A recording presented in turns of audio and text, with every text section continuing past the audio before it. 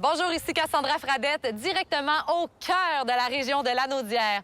On est rendu au deuxième circuit gourmand à la Bonne Franquette et j'ai très hâte de vivre ça avec vous. Mon mandat en tant qu'ambassadrice de cette région est de vous donner des belles idées d'activités gourmandes à faire entre amis ou en famille. Et vous le savez, je manque pas d'idées. Bonne émission!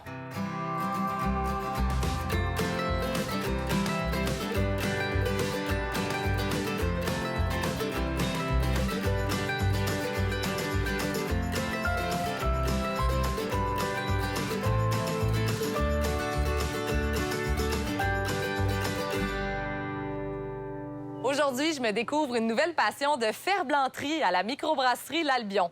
Ensuite, je rencontre deux femmes loin en âge, mais proches de cœur, au Foubrac. Et pour commencer la journée, on va aller voir des chèvres, goûter à du fromage à la Suisse normande. Bonne émission!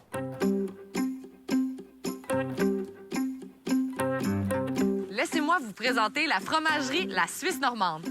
Une fromagerie fermière qui transforme le lait de chèvre de sa propre ferme et le lait de vache de la ferme voisine. Fondée en 1995 par une famille européenne de 5 enfants, l'entreprise se démarque par leur souci de la qualité et de leur agriculture raisonnée. Vous pourrez visiter leurs 300 chèvres directement sur place. Je viens d'arriver et là, je suis en compagnie de Bénédicte Guittel, qui est l'une des propriétaires. Comment ça va? Ça va bien, merci. Bien là, vous êtes 4 enfants sur 5 à avoir pris la relève. Pourquoi as-tu décidé de t'impliquer? Bien, en fait, c'était quand même assez naturel pour moi. J'ai grandi ici. J'ai toujours vu les valeurs agricoles, les valeurs de la ferme et tout ce que ça représente. C'est sûr que c'était un peu une continuité évidente pour moi de prendre la relève de l'entreprise familiale. Ta mère est suisse, ton père est normand? Oui, exactement. Mes parents sont arrivés ici en se cherchant une ferme. C'était leur but. Ils ont commencé à faire plusieurs cultures, essayer plusieurs choses. Puis finalement, ils sont arrivés avec ce qu'on a aujourd'hui, donc nos chèvres laitières, puis la fromagerie avec toutes nos diversités de fromages. Oui, parce que là, non seulement vous transformez le lait de vache et le lait de chèvre, mais vous faites aussi toutes les étapes de la production. On est dans le champ directement. On contrôle aussi ce que les animaux mangent parce que ça part de là aussi, évidemment. Si on veut une bonne qualité de lait, bien, il faut savoir ce que l'animal a mangé. On se dit des fois un petit peu contrôle freak, mais ça fait partie pour avoir un produit fini acceptable selon nos critères. Là, j'ai entendu dire que vous faites du fromage en grains, mais de chèvre. Oui, les excréments des chèvres, on appelle ça des pétoles. Peu de gens le savent, mais nous, on trouvait ça très drôle parce que c'est du fromage en crotte qu'on appelle. Donc, ben pourquoi pas appeler notre fromage en grains, notre fromage en crotte, des pétoles. Puis, pourquoi pas? Voilà. Et toi, qu'est-ce que tu aimes le plus faire? Qu'est-ce qui te passionne dans tout ce milieu-là? C'est sûr que mon dada, c'est la production. C'est faire le fromage en tant que tel, avoir les deux mains dedans. C'est vraiment ça qui m'allume le plus. J'aime ça, partir ma journée le matin très tôt, partir mon lait, puis voir les étapes de A à Z et finir à la fin de ma journée avec un beau fromage, une belle qualité de fromage finie. Parle-moi un petit peu de tes chèvres. T'en as plus de 300? Oui, exactement.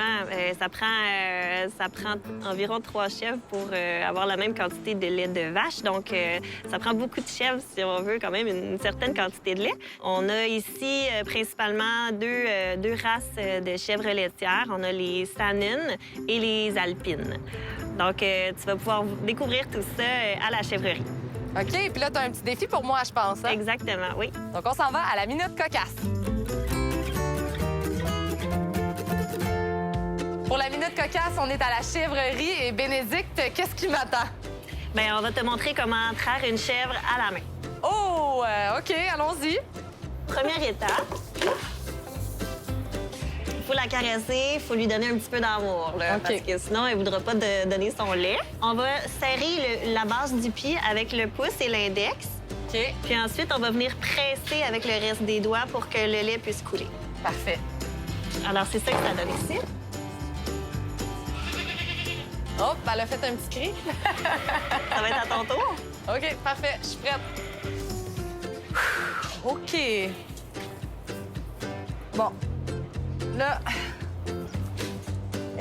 Donc là, je m'approche, je la caresse, tout est beau. Je suis un peu nerveuse. OK. Donc là... Ah, c'est chaud!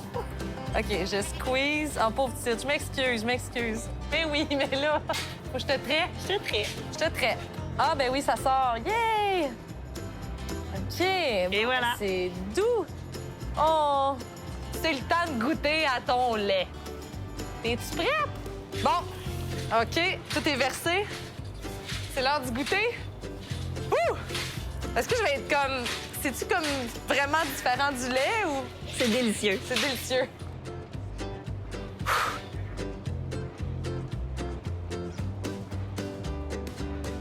C'est chaud.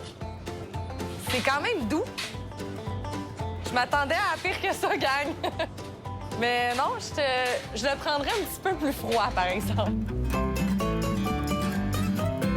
Bénédicte, tu nous as préparé une belle tablée de fromage à la bonne franquette. À quoi on goûte? On a ici nos 2 fromages, les plus populaires. OK, on part ça? Hey, santé! Santé!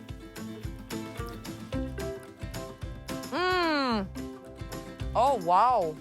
Le Pizzi, c'est un fromage à pâte molle qui est quand même assez doux, assez crémeux. Il y a des notes de noisettes, de beurre frais aussi, de petits champignons aussi. Il est vraiment bon. Et lui? Ici, on a le chevronné. C'est un fromage à pâte molle aussi, de type tome vaudoise. C'est une recette que mes parents ont amenée de la Suisse jusqu'ici. C'est fou parce que ça goûte même pas le fromage de chèvre. Ça goûte fin, doux, comme si je flattais du velours. C'est vraiment comme ça que je me sens. Bien, merci beaucoup, Bénédicte. Ça fait plaisir. C'est vraiment excellent, puis félicitations. Merci. Bénédicte, elle le sait pas, mais moi, c'est sûr que je pars avec. Mais là, c'est le temps d'aller à la microbrasserie L'Albion. T'as-tu l'âge de boire, toi? Je pense pas.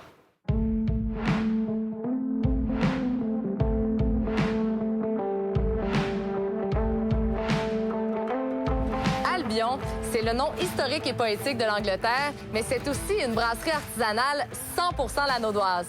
Depuis 2010, les fondateurs repoussent les limites par leur authenticité et leur savoir-faire. Un des frères copropriétaires produit même du contenu vidéo pour divertir sa clientèle. Suivez-moi. J'ai le plaisir de boire une bonne bière à la bonne franquette avec le maître brasseur, youtubeur et copropriétaire de l'Albion, M. Steven Bussière. Enchanté, Cassandra. Très contente de te rencontrer. Vraiment. Cheers. Cheers. Oh, wow. Et là, Steven, cette bière-là est particulière. Elle a gagné la meilleure bitter au monde. Oui, en 2016, 2017, 2018, je me trompe pas. Et ça a été une des premières bières que tu as brassées. Raconte-moi un petit peu l'histoire. À l'époque, on faisait vraiment des tout petits brassins. On faisait du 90 litres. C'est même ridicule d'un point de vue commercial. Là. C'est vraiment minuscule. À l'époque, à 90 litres, on manquait continuellement de bière parce que les gens la buvaient plus vite qu'on pouvait la brasser. Oh! Puis un des premiers brassins, je suis pas sûr, je me souviens plus duquel exactement, il était comme correct, mais juste, tu sais, correct. Puis là, on a décidé de faire... j'ai décidé de faire, ça me tente pas de servir une bière juste correcte, fait que je l'ai jetée. Puis à la place, j'ai servi une bière que je considérais comme top. Puis cette journée-là, il y a des spécialistes en bière qui sont passés puis qui ont bu le bon brassin. Wow! Puis ça nous a fait notre nom à partir de là. Puis j'étais quand même fier d'avoir jeté une batch pour avoir un bel exposure avec ça. Là, ben oui, c'est comme tu as décidé de sacrifier, mais pour pas compromettre la qualité. Oui, c'est ça. Puis je veux dire, que ça soit 90 ou 200 litres ou 300 litres, ça vaut pas la peine de maganer son nom pour une bière qui est comme moins bonne un peu. Là, en effet. Et ici, avant, c'était un café-bar. Oui. Et là, tu l'as acheté avec tes 3 frères. Oui, Comment ça se passe? Au tout départ, j'étais tout seul. Mes frères m'ont rejoint rapidement dans l'aventure. Mais oui, c'est ça. On a comme roulé le café-bar 1 an. Puis pourquoi avoir décidé d'acheter ici? Bien, parce qu'on trouvait l'emplacement le fun. On trouvait que ça faisait microbrasserie de l'extérieur. Ça faisait brasserie artisanale. Puis qu'il n'y avait rien à Joliette, centre-ville, qui était comme vraiment brasseur artisan, comme nous autres, on voulait le faire. On voyait qu'il y avait une place, là. Oui. Puis parle-moi un petit peu de ta spécialité. T'aimes faire les choses un peu à l'ancienne, Ouais. de façon britannique? Il y a beaucoup de choses. Dans le fond, moi surtout au départ, je travaillais en collaboration avec un historien de la bière anglais, Ronald Pattinson. Ah. Puis lui, il allait fouiller dans les fonds d'archives, puis il ramassait les vieilles recettes. Ah, Puis ouais. il travaillait avec quelqu'un, puis des fois, moi, je prenais ces vieilles recettes, puis on les remettait comme dans des mesures modernes, puis tout ça. Mais ça a des caractères complètement différents des bières d'aujourd'hui. C'est souvent plus fort. Mais mettons, à l'époque, tu avais un porter, ils appelaient ça running porter, keeping porter, strong porter. Il y avait toutes sortes de sortes qui ont disparu avec les années. Puis nous, des fois, on les prend puis on les refait. Comment les gens se sentent quand ils viennent ici? Souvent, on entend que c'est convivial, qu'on ressent comme l'aspect familial de la place. Puis, il y a un petit volet voyage dans le temps, c'est un vieux bâtiment, il y a beaucoup de boiseries, tout ça, puis ça fit avec la bière. Là. Ben oui, certainement. Qu'est-ce que tu es le plus fier à date? Bien, qu'on a encore une bonne réputation au Québec, même si on est des vieux. Ça fait 10 ans qu'on existe, puis le monde de la bière a complètement changé en 10 ans. Puis on a su comme garder l'intérêt puis tirer notre épingle du jeu à travers la décennie qui a passé. Ben oui. Puis c'est comment travailler avec tes 3 frères? Ça dépend des jours. Oh! non, ben, c'est le fun au bout. Ben, tu travailles avec des gens avec qui tu peux vraiment faire totalement confiance. Ça, c'est pas toujours le cas en affaires. OK. Puis on est bon dans chacun de nos trucs, fait que on se complète. Parle-moi un petit peu là, de la bière qu'on vient de goûter, l'Albion, ta fameuse. C'est quoi les notes qu'on peut retrouver? L'Albion Bitter, ce qui est le fun, c'est que c'est une bière à 4 C'est une bière qui est beaucoup sur le pain frais, sur les petites céréales. Puis le pari depuis le début de cette bière-là, c'est de dire on va essayer de faire une bière que les gens comme monsieur, madame, tout le monde qui apprécie la bière, mais juste comme ça, va être content, mais que l'amateur de bière va trouver une expérience authentique et originale dans cette bière-là. Puis c'est quelque chose qui a fonctionné depuis le début. Il y a des gens qui se déplaçaient pour venir goûter à nos styles plus faciles, plus accessibles. Puis ça, je trouve ça le fun. Ah! C'est pas des bières qui explosent nécessairement, mais que quand c'est bien fait, bien, c'est comme un petit dessin simple versus un dessin rempli de couleurs. Dans la simplicité, Ouais. le goût, la valeur sûre, mais Ouais. avec des techniques anciennes un peu. Oui, puis c'est ça, un respect du travail artisanal. Là. On travaille avec des céréales qui coûtent plus cher que la moyenne, puis OK. on est fiers de ça. Tu fais des vidéos YouTube pour Ouais. ta fameuse clientèle très loyale. Oui. Parle-moi un petit peu de ce que tu fais. Bien, c'est vraiment un projet de pandémie. Là, ça fait aujourd'hui, jour pour jour, ça fait 1 an que j'ai parti la chaîne L'Artisan Brasseur. Filmer ce qui se passait pendant la pandémie, que ce soit de la restauration de bâtisses, un peu de tout. Donc, c'est une façon, c'est ça, de garder la clientèle informée, Ouais. leur apprendre sur les petites techniques, les Ouais. subtilités. Là, Steven, t'avais Ouais. une autre bière, tu voulais qu'on goûte? Oui. J'ai la 12 Bushels, qui est une bière de table seigneuriale. Ça, c'est justement une bière qui est inspirée d'une recette du 19e siècle. On peut-y goûter? Oui, on peut y goûter. Parfait. T'as-tu un autre bouteille? Non, je veux pas ça. Mais tu peux me suivre, par exemple? Oh, OK, parfait. OK.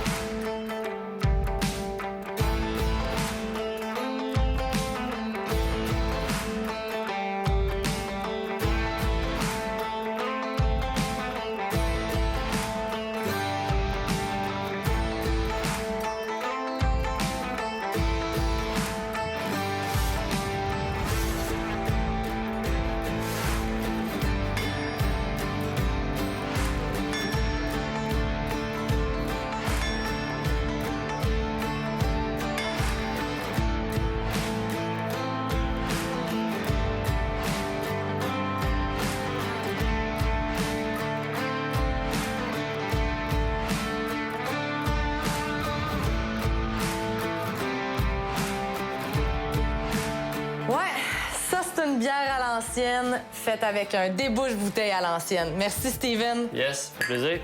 Santé. Ça fait du bien de se défouler dans le métal comme ça.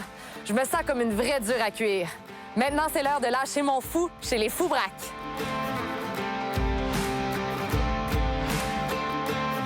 Nous voilà enfin arrivés chez les Foubraques à Mascouche.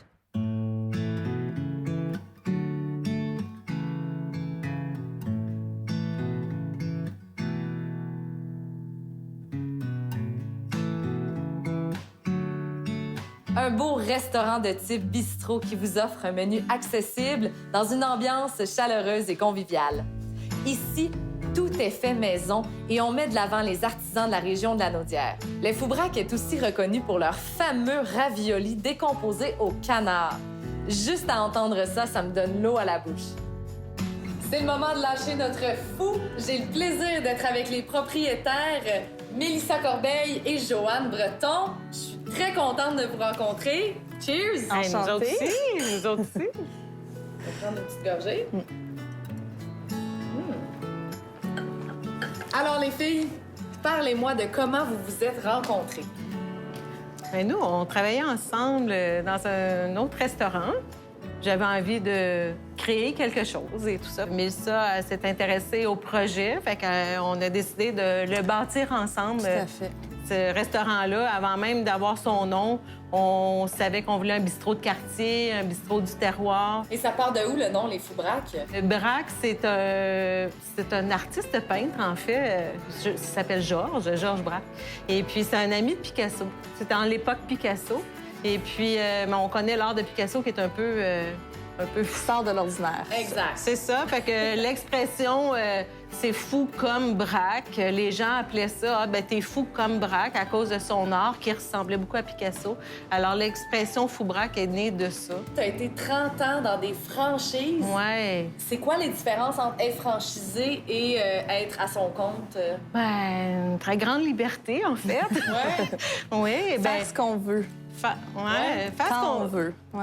Ouais, C'est ça, de parce que choisir. tu travaillais dans un des restos qui était franchisé avant. Exactement. Donc là, c'est une liberté qu'on retrouve aujourd'hui de se dire, allez, go, on se lance, on essaie quelque chose de nouveau. Ben oui, puis là, vous avez une assez bonne différence d'âge. Oui. Des fois, c'est oui. toi la plus sage. Oui, des fois, c'est c'est toi la... ça. Parce que Joanne, en fait, elle conduit une moto, hein? Ouais, Donc quand ça, même. c'est assez badass. Et Mélissa, des fois, c'est toi qui est un petit peu plus calme. C'est ça, plus sérieuse, plus à mon affaire. Ouais. Joanne a fait Ok. plus de folie, disons. Bon, OK, je comprends. C'est sûr que notre différence d'âge, elle aide, hein, parce que elle est plus techno, Instagram, Facebook et tout ça.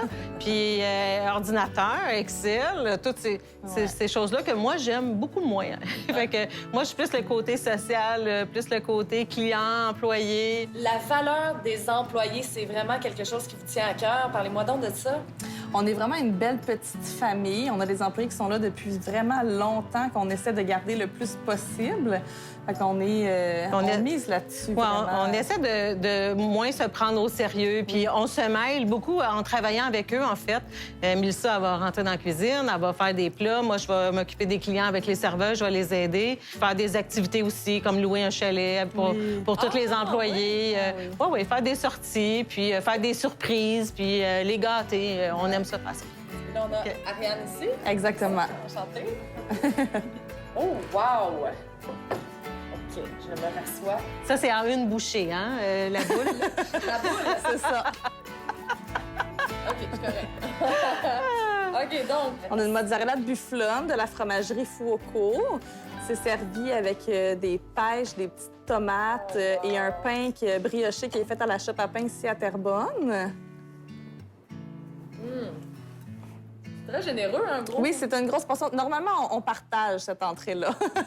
La deuxième entrée, c'est du boudin. C'est ça. C'est un boudin qui est entièrement fait maison avec des produits de porc qu'on a pris juste ici à côté également au rang 4. Wow. C'est servi ça aussi avec une petite compotée de poire maison au caramel.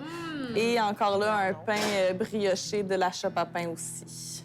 Et le troisième, qui est très populaire, Oui, qui est un plat principal qu'on a depuis l'ouverture, en fait, qu'on n'a ni modifié ni changé parce qu'il est aimé comme ça. C'est un ravioli décomposé, donc avec des pâtes fraîches, des champignons sauvages, du canard du lac Brome, et puis un peu de parmesan et de l'huile de truffe sur le dessus. oh mon Dieu, c'est donc ben bon. Avec la petite roquette, c'est délicieux. Ouais.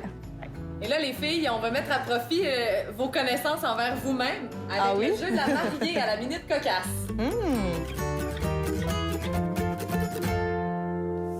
Bon, les filles, quand je disais jeu de la mariée, c'est parce que vous êtes propriétaire, donc vous êtes unis par les affaires. C'est ça. Et donc, je vais vous poser des questions. Vous allez devoir lever votre main pour identifier c'est qui entre vous deux qui fait quoi, en Parfait. fait, le mieux.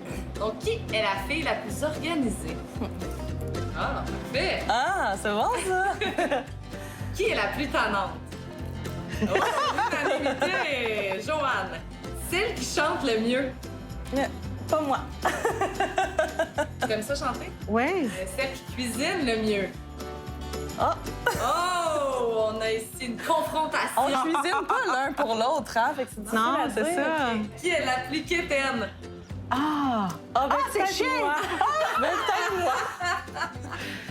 Oui, j'étais peut-être Mel, oui. Ouais, je suis quétaine, moi, dans la vie. Quétaine. Ouais. Pourquoi? Ben, tout ce qui est petite gogosse quétaine, moi, je suis bien quétaine. OK. Ouais. Donc, OK, ça va peut-être aller avec ma prochaine question. Qui est la plus romantique? Ah, je pense moi aussi. Ouais. Qui aime le plus manger? Les deux! On aime ça! Ben, merci les filles pour ce bel accueil chaleureux. C'était très apprécié. Merci à toi, Cassandra. Merci.